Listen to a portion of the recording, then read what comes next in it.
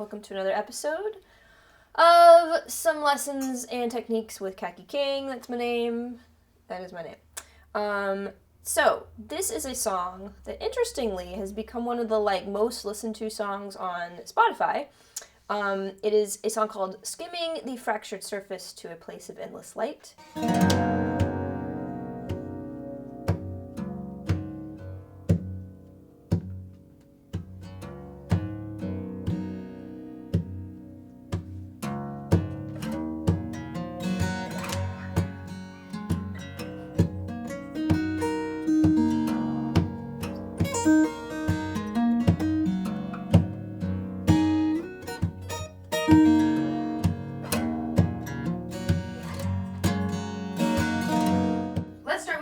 Let's start with this tuning, which is B, F sharp, C sharp, F sharp, A sharp, D sharp. Got that? C, F sharp, B. I don't know how to do music. B, F sharp, C sharp, F sharp, A sharp, and D sharp. It's an interesting tuning. I've actually only used this on this one particular song. What was I talking about? So, Skimming the Fractured Surface to a Place of Endless Light. What does that title mean? This is a song off of my 6th album called Glow. And at the time, let's see. Let me pull out my notebook to see what little Kaki was thinking about. I'll turn to, when was it? 2012. Ah, yes. So I think I was having a series of strange dreams about ice skating, and I was skating around on this frozen lake, and I say that here I am skating. I'm alone. The sky is gray. There is a place of beauty and infinite possibility ahead of me, but I seemingly cannot skate to it. I'm in a circle and it's on a straight line. And I actually no, this is all a joke. The title really just refers to trying to find a place of beauty off of something that is falling apart, like the fractured surface. And even I wouldn't claim that means a hell of a lot, but it seems to be nice. And I think once I started putting the song together, and if you listen to the record version, you can kind of hear this like beehive humming, like a kind of golden hive of angels somewhere humming in the distance, and that to me was this place of endless light. So you notice the whole way through, I've got this going, and that doesn't stop. The way that I think about this technique is it's like creating a bass drum in your song, but it's more importantly, it's like a pulse. It doesn't need to have a lot of attack. It doesn't need to be super loud. It can be actually pretty quiet. But it's something where if you take it away, you really, really miss it. It sort of forms the backbone of the song in a way that's really important. And also, you are capable of playing the entire song around it. So I'm going to show you some ways in which you can engage with that and some exercises that allow you to do that. In keeping with this song, we're going to do just a little bit while we play on the right. We're going to do a little bit on the left hand as we play the right hand. So now what that phrase is pretty simple. We're going to hammer on at the 2 low strings on the 2nd fret. You can do it with whichever fingers you like, index and middle, or middle and ring, and then a pull off of both at the same time.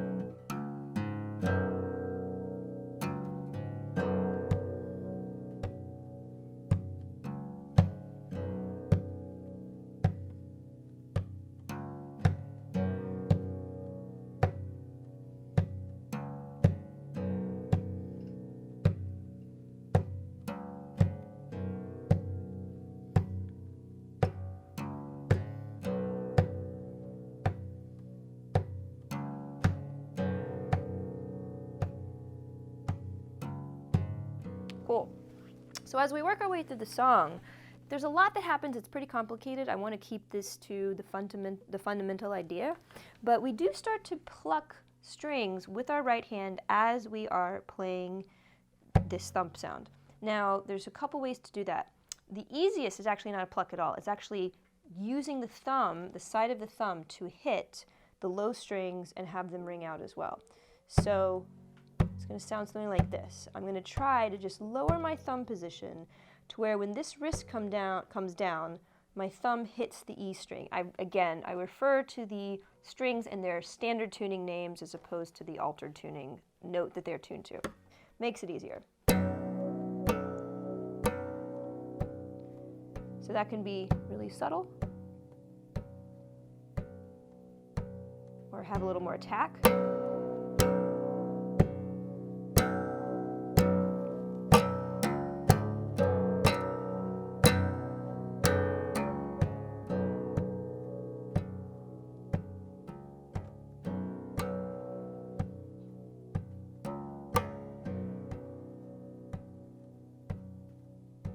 So try that. Just try playing the thumb, figuring out exactly where the thumb needs to go, at what angle it needs to hold itself. And remember, the wrist does not land and stay on the top of the guitar, and the thumb's not going to just hit the string and stay there. It's all a bouncing off.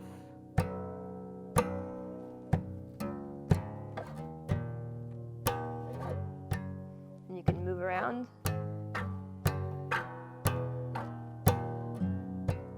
Cool. So eventually, in this piece, I start doing melodies.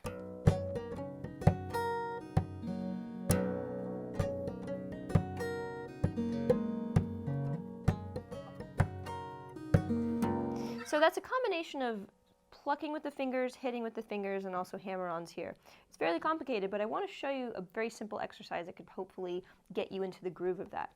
So now, when I'm playing like this, and I want to use these fingers to work on the strings, I'll do one of two things. When I'm going down, when the motion is down and I want that beat to be there, I'll try to hit the string with the top of my nail. Of course, if you don't have nails, you can use the top of the fingernail that you do have, or the finger, or any way, but the motion will be kind of an outward flailing motion.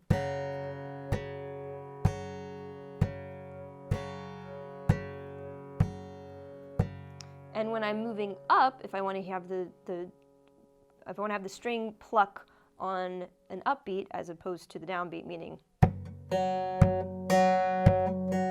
what I normally do is that motion of raising my hand, I just bring the string along with me. I don't make an extra plucking motion with my finger. So I stay away from that. It's more like I just position my finger to be able to, when I reach up, pluck the string.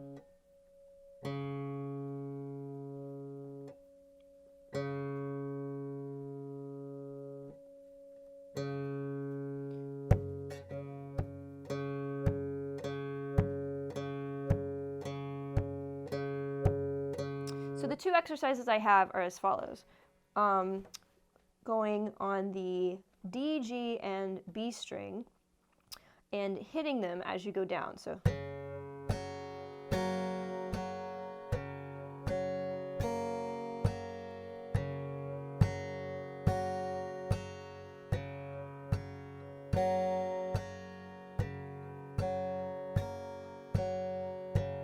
and doing the alternate is plucking as you go up.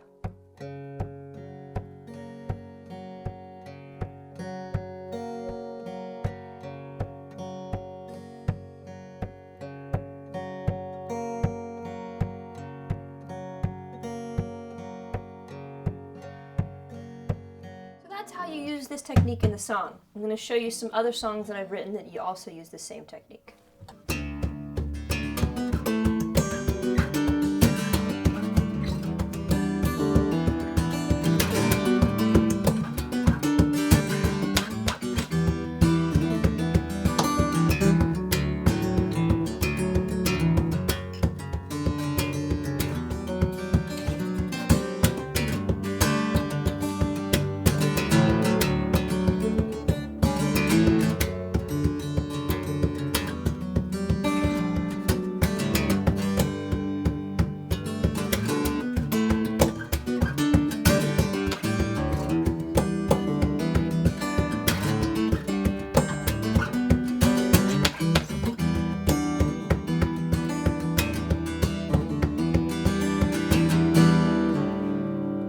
this is a different type of guitar, so the thump sound's going to be pretty different, but it still kind of applies. It still kind of sounds neat. The song is called Surface.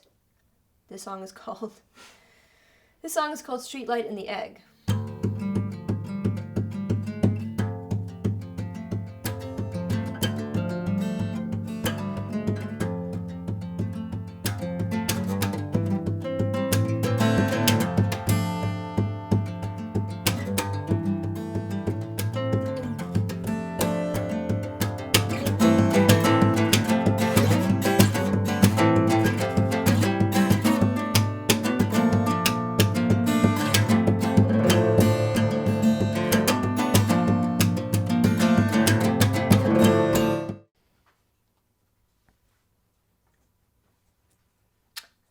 Sometimes I like to check in with fans, see what they need to know. I said, who has a question about guitar technique? And anything, just ask me anything, I'll try to include it in the series. And I got a lot of questions that are very, a little broad, a little too open to really answer. Process is difficult. Process and writing is a trickier thing, but we may get into that some later. However, Mr. Kenneth Alan asked, concisely and beautifully, finger picking, pinky or no pinky? And let's try to answer that. So, I'll grab a guitar. Now, once upon a time, I did play with my pinky. And yes, I did have a false nail in my pinky. And the way I was doing that is if I was, for instance, plucking all of the strings of the guitar, I would cover, now I have 5 fingers and 6 strings, so, do the math. One finger's got to do coverage of 2 strings, and that would be the thumb. So I would do thumb.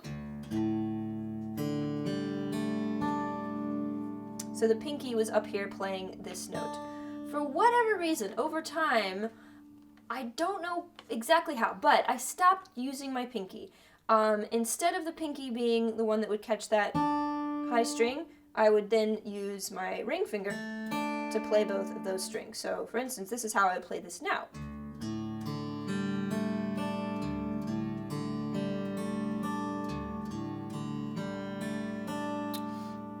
Why this is the case, kind of a mystery to me. I didn't intend to stop using the pinky finger. I really enjoyed it. I actually had a point of pride in using it. I think that if you find that it is useful to you and important in your technique, by all means, play with the pinky. For me, I think probably the best guess I have is that I just found that there is not enough times where I needed to use the pinky, and therefore it wasn't being used very often, and therefore when I did need it, it wasn't very strong. And then for some time I kept the nail on the pinky, so I sort of looked at least a little bit even, because it's strange to walk around, let's face it, with 4 gigantic nails on one hand. People often will be looking at me, and I can tell their thoughts are going, why would an otherwise normal person do this to themselves? Well, obviously it's not for fashion, it's for guitar. So, but I used to have this long nail on the pinky finger, and I kept pulling it back and getting it snagged in things, and I thought, forget it, I don't need to break my nail off. I'll just leave it with the 4 false nails on this hand, and the pinky is all naked. So that is my take on pinky or no pinky. I think that it is a player's choice. I used to use it, I don't now. Perhaps I'll use it again in the future. That is what I have to say about that, and thank you, Kenneth, for the question. All right, so thank you for watching. You have all these different ways that you can use this cool technique in your songs, hopefully. You can use it in any tuning, any kind of application, but it's just a nice add-on and place to kind of give your songs a little bit more warmth and depth. Again, you can find me on social media, ask a question if you want to have a follow-up to this lesson, like, what did you mean when you said this? Or maybe you went through that too fast. Can you explain that a little bit more? Hit me up at Kaki King on Twitter, Facebook, find me on Instagram. I'm out there, and I'll see you guys next time. Thank you. Goodbye.